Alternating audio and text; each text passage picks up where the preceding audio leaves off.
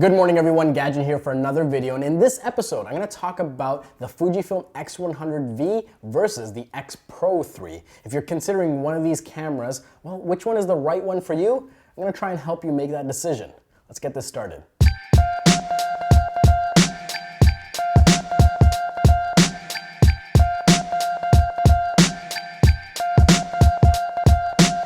Welcome back everyone, and if you're deciding between these two cameras, the Fujifilm X100V or the Fujifilm X-Pro3, God, I don't want to make this sound like an infomercial. If you're deciding between these two cameras, well, which one do you think will best suit your workflow and lifestyle? I'm going to try and help you out. Let's start with the Fujifilm X100V. There's really three things you should consider. The first being the focal length. Are you comfortable shooting with one focal length for all your images?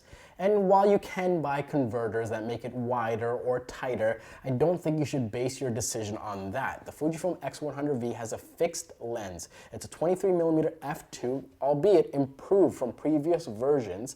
This is what you should really consider. Are you comfortable shooting with a 35mm equivalent focal length? That's something that's a benefit of this camera. It just makes it easier to pick up, to not consider anything else, and really focus on the photography. So the first thing you should consider is, are you comfortable with a single focal length for everything that you're trying to capture? The next thing to consider is, are you going to be shooting a little bit of video? Maybe not a lot, but a little bit. The X100V is a very capable video camera. You can shoot 4K at 30p or 120 frames per second in HD. It has a micro HDMI port, which is very useful for video work, and you can shoot F-Log as well. So if these things are something you might value later down the line or might grow into, well, that's another reason you want to consider this camera over the X-Pro3.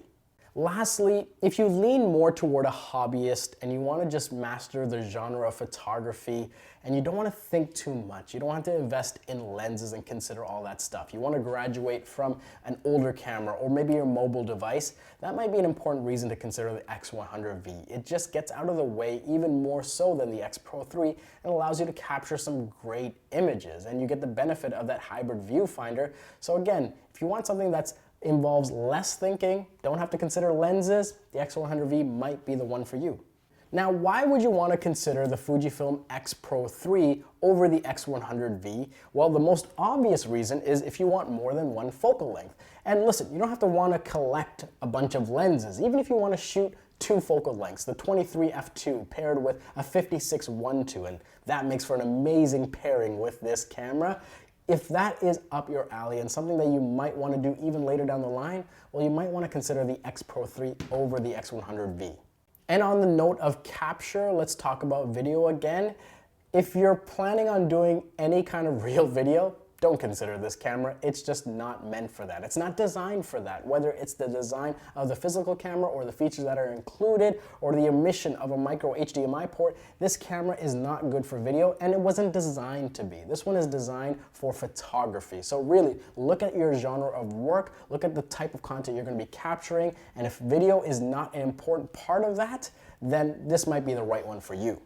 Now, this is a bit of a personal opinion, but if you're looking at photography as a place that you might be able to get really good and sell prints, sell books, or sell classes, whatever it may be, I think the X-Pro3 might be a better selection to make.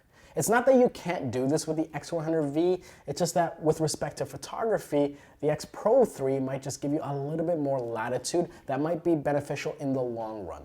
And I say this primarily because of the versatility to choose how you see the world, the durability of the camera. I think those are going to be critical to this workflow and becoming a better photographer. And if I didn't make it clear already, it's not that you can't do it with the X100V. I just personally think the X-Pro3 is better suited for that. Anyways, with that said, thank you guys so much for watching. I'd love to hear what you guys think, and let me know in the comments below and we'll continue the conversation there. Again, my name's Gajan. Thank you so much for watching, and I'll see you guys next time.